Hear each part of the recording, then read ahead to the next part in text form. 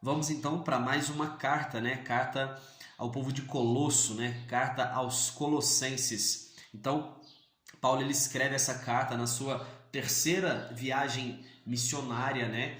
E a cidade de Colossos, ela era ali pastoreada por Epáfras, né? É o que se dá a entender, é o que Halley também vai dizer aqui. E Epáfras estava pastoreando o povo ali de Colossos, né? Paulo ele escreve essa carta provavelmente quando ele estava encarcerado ali em Roma, né? Nos anos de 59, 61 e 62 depois de Cristo. E Paulo também ele vai falar sobre a heresia ali, né? Entre os colossenses, né? Haviam ali filósofos com certas doutrinas, né? Filosofias que estavam tentando enganar o povo. E uma dessas filosofias, eles acreditavam, né, na doutrina dos anjos, que assim é como se o anjo ele fosse o mediador entre Deus e o homem, né? Então Paulo ele rebate, né, essas filosofias ali impostas, né, por algumas pessoas. Ele vai falar sobre os legalistas também, né, sobre a questão ali dos legalistas, tanto esses filósofos como alguns outros religiosos, né, que eles queriam impor algum tipo de práticas. Era tipo assim, ó, para vocês serem crentes, né, para vocês serem cristãos, vocês têm que fazer essas coisas. Então Paulo ele exorta, né, a essas pessoas. E voltando aqui agora para o princípio da carta, né, Paulo ele faz sua saudação, ele diz: olha, Paulo, apóstolo de Cristo Jesus, por vontade de Deus, graça e paz aos irmãos que estão em Colosso. Oro sempre por vocês, depois que ouvi falar do amor que vocês têm pelos santos.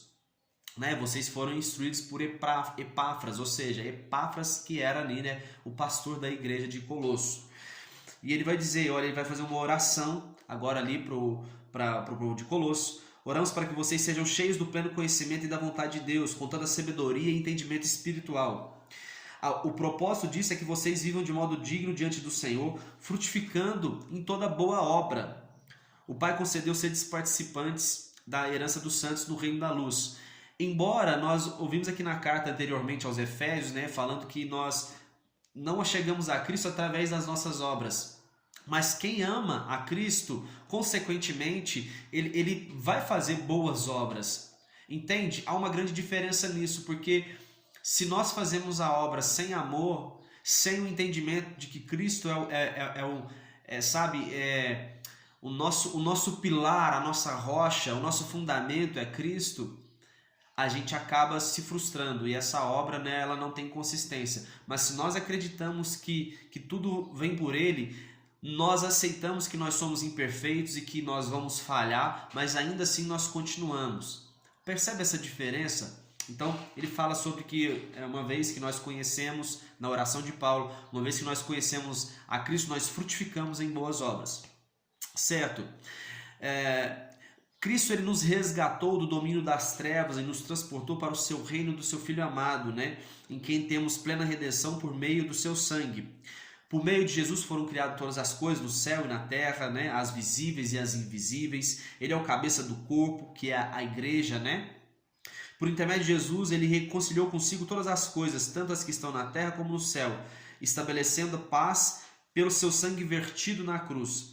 Antes éramos estranhos e inimigos de Deus, entretanto ele nos reconciliou no corpo físico de Cristo por meio da morte, para nos apresentar santos e absolvidos de qualquer acusação. Então em Cristo, e somente em Cristo, ele vai bater esse foco, né? Porque perceba que a gente falou no início que havia algumas filosofias, alguns religiosos que estavam querendo impor algumas práticas para que os cristãos fizessem, mas Paulo ele diz, olha, Cristo pagou um preço por nós e Ele vai nos apresentar santos e livres de toda e qualquer culpa pelo seu ato ali na cruz, seu ato consumado, sua obra consumada. E ele continua, olha, me alegro dos meus sofrimentos por vós, né? Tudo que Paulo fazia, ele fazia em benefício da igreja, para que as pessoas realmente vissem no que ele acreditava, ele estava disposto a sofrer por aquilo que ele acreditava. O mistério que esteve oculto há tempos, isto é, Cristo em nós, Cristo em nós, a esperança da nossa glória. Cristo, ele está em nós, habita em nós somos pequenos cristos. Olha como Paulo estava elevando ali os cristãos, dizendo a importância que eles tinham. A ele, portanto, proclamamos, aconselhamos e ensinamos a cada pessoa com toda a sabedoria para que apresentemos todo homem perfeito em Cristo. Em Cristo, tudo apontando para Jesus. Saibam que eu enfrento grande luta por aqueles que estão em Laodiceia e por todos que não me conhecem pessoalmente. Então, os irmãos de Laodiceia, Halley vai falar ali que tanto essa carta de Colossenses como a de Efésios, elas são escritas praticamente no mesmo tempo, e você vê que Paulo ele cita o povo de Laodiceia, da oferta que ele recebeu ali para ir até o povo de Laodiceia. Então ele estava fazendo essa obra missionária, e pela segunda vez aqui nós vimos Paulo citando aqui o amor que ele tinha pelos irmãos ali de Laodiceia.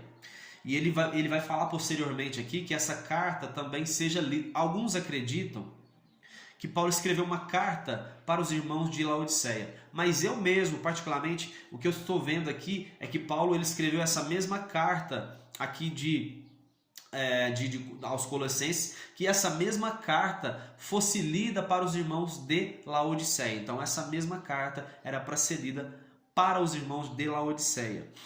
Então, continuando, Paulo vai dizer, olha, o pleno entendimento é conhecer o mistério de Deus, a saber, Cristo. O mistério de Deus é Cristo, algo que foi revelado. Os mandamentos vieram como uma sombra a ser revelado aquilo que Deus queria que fosse revelado, a saber, Cristo. Ele é a revelação da plena vontade de Deus aqui na terra. Nele estão ocultos todos os tesouros da sabedoria e do conhecimento. Eu falo dessa forma para que ninguém engane vocês com argumentos até bonitinhos, mas que são falsos. Agora ele vai dizer para os cristãos para eles viverem livres do legalismo. Ele vai falar, olha, assim como vocês receberam Jesus, assim também andai nele. Ou seja, foca em Cristo e nada mais. Vocês foram alicerçados e edificados nele. Tende muito cuidado para que ninguém vos escravize com vãs e enganosas filosofias, doutrinas que se baseiam nas tradições humanas e na falsa religiosidade desse mundo, pois somente em Cristo habita corporalmente toda a plenitude de Deus. E ele vai falar mais, a circuncisão feita por Deus é o despojar da carne pecaminosa. Então, a prática de você se circuncidar ou práticas religiosas, disso nada adianta para refrear as paixões da nossa carne.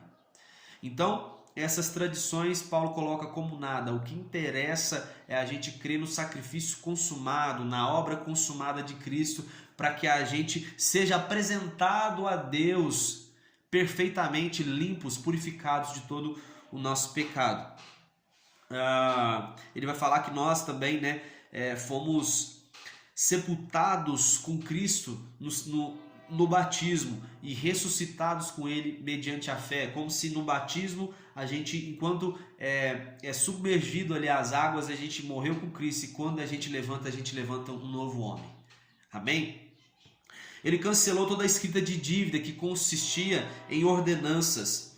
Cristo a removeu pregando na cruz. Então, ou seja, olha como que é forte isso. Todas essas ordenanças, mandamentos, tradições, doutrinas humanas, isso foi cancelado através do ato consumado de Jesus na cruz. Toda a escrita de dívida que nós tínhamos, ela foi pregada na cruz junto com Cristo. Ninguém tem o direito de julgar vocês quanto ao que vocês comam, o que vocês bebem, em relação a alguma festa religiosa, celebração de festa de lua nova ou sábado. Ninguém questione, ninguém imponha isso a vocês. Esses rituais são uma sombra do que havia de vir, a realidade é Cristo. Amém? É o que nós falamos aqui anteriormente. Não aceite que ninguém seja árbitro contra vós.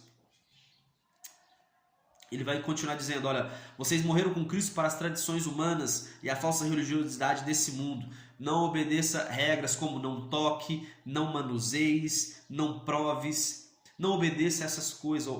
Aceitem o sacrifício consumado, a obra consumada de Cristo na cruz. É bem repetitivo, mas Paulo achou interessante ele repetir essas coisas para o povo de Colossenses, porque talvez nós, em algum tempo, também precisaríamos ouvir essas coisas. Todas essas regras estão destinadas a desaparecer pelo uso, pois se baseiam em ensinamentos meramente humanos. Ou seja, tudo que é ensinamento meramente humano, se não há um fundamento na palavra, cara, isso não vai subsistir. A única coisa que vai permanecer é a palavra. Vai passar tudo aqui na terra e só vai permanecer a palavra. Então, se tem algo que tem fundamento bíblico, se tem um fundamento na palavra, se você pode contextualizar, se isso realmente, né, se a palavra ela se sustenta, algo que você está ensinando consegue ser mantido pela palavra, isso sim vai durar. Mas naquilo que se baseia em tradições humanas, isso não vai subsistir, isso não vai durar. Esses ensinamentos, eles têm aparência de sabedoria, né? mas não passa de uma falsa religiosidade, uma falsa humildade, né? Que vem com rígida disciplina. Olha isso, rígida disciplina. Porque Paulo ele vai falar aqui que os legalistas são aquelas pessoas que eles sabem que Cristo pagou um alto preço para eles, mas eles querem saber o que eles devem fazer para poder continuar sendo crente. Tem gente que é assim, eu quero saber o que eu tenho que fazer para me continuar sendo crente. Eu tenho que ir na igreja, eu tenho que obedecer isso, eu tenho que fazer isso. E não, o que a gente tem que fazer é aceitar o sacrifício que Jesus ele fez por nós, a obra consumada de Cristo. Isso é o suficiente para que a gente possa ser aceito e apresentado como pessoas purificadas diante de Deus. Certo? Buscar o conhecimento do alto, onde Cristo está assentado à direita de Deus. Nossa vida está escondida com Cristo em Deus. Fazer morrer tudo que pertence à natureza terrena, né? Imoralidade sexual, impureza, paixão, vontades más e ganância. E também idolatria. Não mintam uns aos outros, né? Uns aos outros. Zelai uns pelos outros e perdoai, assim como Cristo perdoou. Se eu não me engano, é nesse capítulo que ele está falando um monte de coisas, né, que fazer te morrer essa natureza terrena, né, que é imoralidade sexual, idolatrias, impureza, paixão, todas essas coisas aí. Vai dizer assim, ó, seja a paz de Cristo o juiz dentro de vocês. Então o que acontece? Depois ele falar tudo isso, é que ele vai falar sobre ter a paz. Porque a gente costuma dizer assim, olha, se você está fazendo alguma coisa, você está em paz.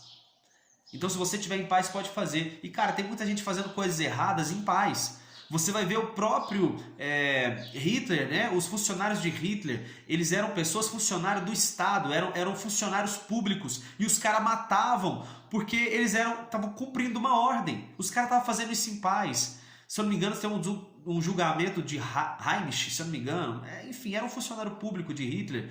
E ele foi julgado e ele dizia na maior tranquilidade que ele matava ali os judeus e depois ele ia para casa brincar com seu filho, com seu cachorro, porque ele estava cumprindo uma ordem, ou seja, ele estava em paz. Então, não é essa paz no nosso coração que é o nosso juiz, mas é a paz de que eu estou fazendo aquilo que condiz com a palavra. Entende? Se você está fazendo algo que condiz com a palavra, aí você pode ficar em paz. Entende?